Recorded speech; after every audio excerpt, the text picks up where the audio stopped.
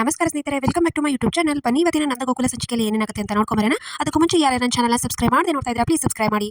ಸೂರ್ಯಕಾಂತ್ ಚಂದ್ರಕಾಂತ್ ಸುಕನ್ಯನ ಕರ್ಕೊಂಡು ಒಂದ್ ಕಡೆ ಬಂದಿರ್ತಾರೆ. ನೀನು ಎದುರು ಬಿಡಮ್ಮ, ಇದು ನಮ್ಮ ಜಾಗನೆ ಅಂತ ಹೇಳಿ ಮಾತಾಡ ಸ್ಟಾರ್ಟ್ ಮಾಡ್ತಾರೆ.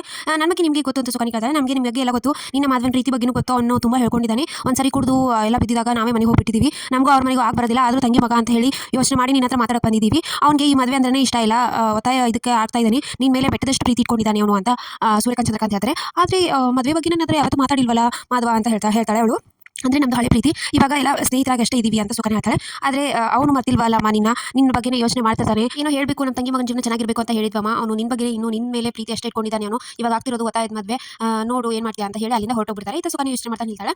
ಆಮೇಲೆ ಈತ ಮದುವೆ ಮನೆಯಲ್ಲಿ ವರಪೂಜೆ ಮಾಡಬೇಕು ಅಂತ ಹೇಳಿ ಎಲ್ಲ ಶಾಸ್ತ್ರಗಳನ್ನ ಪೂಜೆಗಳನ್ನ ಮಾಡಕ್ಕೆ ಸ್ಟಾರ್ಟ್ ಮಾಡ್ತಾರೆ. ಈತ ಮೀನಾ ಕೇಶವನ್ ಕೇಳ್ತಾಳೆ, ಏನ್ರಿ ಅವ್ರ ಮನೆ ಕಡೆದವ್ರು ಯಾರು ಬಂದೇ ಇಲ್ಲ ಕೇಶವ, ಸಂಬಂಧಿಕರು ಭಾಳ ಜನ ಇದ್ದಾರೆ ಅಂತ ಹೇಳ್ತಿರ್ತಾರೆ ಅಂತ ಮೀನಾ ಕೂಡ ಕೇಳ್ತಾಳೆ. ಹಾಗೆ ಅಮ್ಮ ಕೂಡ ವಲ್ಲಭನ ಕೇಳ್ತಾರೆ. ಬರ್ತಾರೆ ಇರು, ದೂರ ಸಂಬಂಧಿ ಅಲ್ವಾ, ಬರೋ ಟೈಮ್ ಆಗುತ್ತೆ ಅಂತ ಇಬ್ರು ಸಮಾಧಾನ ಮಾಡ್ತಾರೆ. ಆಮೇಲೆ ಈತ ಸುಕನ್ಯಾ ಯೋಚನೆ ಮಾಡ್ತಾ ಕೂತಿರ್ತಾಳೆ. ಮಾಧವ ಇಷ್ಟೊಂದು ಇದನ್ನ ಇಟ್ಕೊಂಡಿದ್ದಾನೆ ನನ್ನ ಮೇಲೆ ಪ್ರೀತಿನ, ನನ್ನ ಮುಂದೆ ಪ್ರೀತಿ ಅಂತ ಹೇಳಕ್ ಆಗಿಲ್ವಲ್ಲ ಅವನಿಗೆ. ಐ ಲವ್ ಯು ಮಾಧವ, ನಾನು ಹೇಗಾದ್ರೂ ಮಾಡಿ ಮದುವೆ ತಡಿತೀನಿ ಅಂತ ಯೋಚನೆ ಮಾಡ್ತಿರ್ತಾಳೆ. ಆಮೇಲೆ ಆಯ್ತಾ ಮದುವೆ ಮನೆಯಲ್ಲಿ ಧನ್ಯ ಕೇಳೇ ಬಿಡ್ತಾಳೆ, ಏನ್ರಿ ವೀಣಾ ಆಂಟಿ, ನಿಮ್ಮ ಮನೆ ಬೀಗರು ತುಂಬಾ ಜನ ಇದ್ದಾರೆ ಅಂತ ಹೇಳಿದ್ರೆ ಯಾರು ಬಂದೇ ಇಲ್ವಲ್ಲ, ಎಲ್ಲ ಖಾಲಿನೇ ಇದೆ, ಯಾಕೆ ಬಂದಿಲ್ವಾ ಯಾರು ಅಂತ ಎಲ್ಲ ಕೇಳ್ತಾರೆ. ಹೌದು ಯಾರು ಬಂದಿಲ್ಲ, ಯಾಕೆ ಅಂತ ಮೀನಾ ಹಾಗೆ ಅಮ್ಮು ಇಬ್ರು ಕೇಳಕ್ ಸ್ಟಾರ್ಟ್ ಮಾಡ್ತಾರೆ. ನೀನೇ ಅರ್ಶಿನ ಶಾಸ್ತ್ರಕ್ಕೆ ಬರ್ತೀನಿ ಅಂದವರು ಇವಾಗ ಬಂದಿದ್ದವರು ಬಂದರೆ ಅಂತ ಹೇಳಿದ್ರಲ್ಲ, ಇವಾಗ ಯಾಕೆ ಬಂದಿಲ್ಲ ಎಲ್ಲರೂ ಅಂತ ಕೇಳಿದ ತಕ್ಷಣ ವೀಣಾ ಹೇಳ್ತಾಳೆ, ಇಲ್ಲ ಅವರೆಲ್ಲ ಅರ್ಶನಕ್ಕೆ ಬಂದಿದ್ರು, ನಮ್ಮ ತಂಗಿ ಮಗಳದು ಹಾಸನದಲ್ಲಿ ಹಿಂಗೆ ರಿಸೆಪ್ಷನ್ ಇದೆ, ಅಲ್ಲಿ ಹೋಗಿ ವಾಪಸ್ ಇಲ್ಲಿ ಬಂದ್ಬಿಡ್ತೀನಿ ಅಂತ ಹೇಳಿದ್ದಾರೆ ಅಂತ ಎಲ್ಲ ಹೇಳ್ತಿರ್ತಾಳೆ. ಮತ್ತೆ ನೋಡ್ತಾ ಇದ್ರೆ ಪೂಜೆ ಸ್ಟಾರ್ಟ್ ಮಾಡೋಣ ಅಂತ ಹೇಳ್ತಾಳೆ. ಆವಾಗ ಧನ್ಯ ಹೇಳ್ತಾಳೆ, ಆಂಟಿ ಇನ್ನೂ ಇಲ್ಲಿ ಕ್ಲಾರಿಟಿ ಕೊಟ್ಟಿಲ್ಲ ನೀವು ಅಂತ ಧನ್ಯ ಹೇಳ್ತಾಳೆ. ಹೌದು ಬೀಗ್ರೆ, ಏನಾದ್ರು ರೀತಿಯ ಕೂತು ಮಾತಾಡೋಣ ಅಂತ ನಂದನ್ ಕೂಡ ಹೇಳ್ತಾನೆ. ಅಷ್ಟೆಲ್ಲ ಇರಬೇಡ, ಅಲ್ಲಿ ನೋಡಿ ಅಂತ ವೀಣಾ ಹೇಳ್ತಾಳೆ. ಅಷ್ಟರಲ್ಲಿ ಎಷ್ಟೊಂದು ಜನ ಎಲ್ಲರೂ ಒಳಗಡೆ ಪಟಪಟ ಅಂತ ಬರ್ತಾರೆ, ಬಂದು ಕೂತ್ಕೋತಾರೆ. ಅಷ್ಟರಲ್ಲಿ ಪರಮೇಶ್ ವೀಣಾ ಮುಖ ನೋಡ್ತಾನೆ, ವೀಣಾ ಸುಮ್ನಿರಿ ಅಂತ ಕೈ ಮಾಡ್ತಾಳೆ. ಆಮೇಲೆ ಸೂರ್ಯಕಾಂತ್ ಚಂದ್ರಕಾಂತ್ ಮನೆಗೆ ಬರ್ತಾರೆ. ಅವಾಗ ಏನೈತ್ರಿ ಹೋಗಿದ್ದು ಎಲ್ಲ ಕೆಲಸ ಅಂತ ಎಲ್ಲ ಕೇಳ್ತಾರೆ.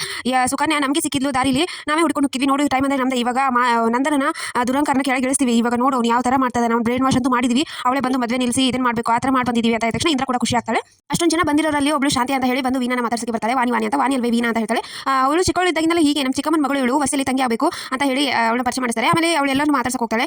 ಪ್ರಿಯಾನ ಮಾತಾಡ್ತಾಳೆ, ಹಾಗೆ ಅವರ ಪರಮೇಶ್ವರ ಮಾತಾಡ್ತಾಳೆ, ಎಲ್ಲರೂ ಮಾತಾಡ್ತಾಳೆ. ಅವಾಗ ಮೀನಾಗಿ ಇದನ್ನೆಲ್ಲ ನೋಡಿ ಡೌಟ್ ಬರುತ್ತೆ. ಏ ಕೇಶವ, ಯಾಕೋ ನನಗೆ ಡೌಟ್ ಬರ್ತಾ ಇದಕ್ಕೂ ಇವಳು ಮಾತಾಡೋದು ಅಂತ ಹೇಳ್ತಾರೆ. ಅದಕ್ಕೆ ನಿಮಗೆ ಬರೀ ಡೌಟೇ ಅಂತ ಕೇಶವ ಬೈತಾನೆ. ಆಗ ಬೀಗರು ಮಾತಾಡ್ಸೇ ಶಾಂತಿ ನಮ್ಮನೆ ಮಾತಾಡ್ತಿದ್ಯಾ ಅಂತ ತಕ್ಷಣ ಅವರೇ ಬೀಗ್ರ, ನನ್ನ ಅವರೇ ಮದ್ಮಗ ಅಂತ ಅನ್ಕೊಂಡಿದ್ದೆ ಅಂತ ಕಾಮೆಂಟ್ ಮಾಡ್ತಾಳೆ. ಆಗ ನನ್ನ ಕುಟುಂಬ ಪರಿಚಯ ನಾನೇ ಮಾಡ್ತೀನಿ ಅಂತ ಹೇಳಿ ಕೇಶವ ಗಿರಿಜನ ಹಾಗೆ ಕೇಶವನ ಮೀನನ್ನ ಪರಿಚಯ ಮಾಡ್ತಾನೆ. ಆಮೇಲೆ ನೀನು ವಲ್ಲಭನ ಪರಿಚಯ ಮಾಡಬೇಕು ಅನ್ನಷ್ಟೇ ಅವನ ಹೆಸರು ಹೇಳಕ್ಕಾಗದೆ ಇವನು ಸುಂದರ ಅಂತ ಎಲ್ಲ ಪರಿಚಯ ಮಾಡ್ತಾನೆ. ಅವಾಗ ವಲ್ಲಭ ಹಾಗೆ ಅಮ್ಮು ಇಬ್ರು ಬೇಜಾರಿಂದ ಮುಖ ನೋಡ್ಕೋತಾರೆ. ಸೊ ಇಷ್ಟೇ ಇವತ್ತಿನ ಸಂಚಿಕೆ. ಸೊ ವಿಡಿಯೋ ಸ್ಟಾರ್ಟ್ ಲೈಕ್ ಮಾಡೋದನ್ನ ಮರಿಬೇಡಿ. ಸಿ ನೆಕ್ಸ್ಟ್ ವ್ಲಾಗ್, ಬಾಯ್.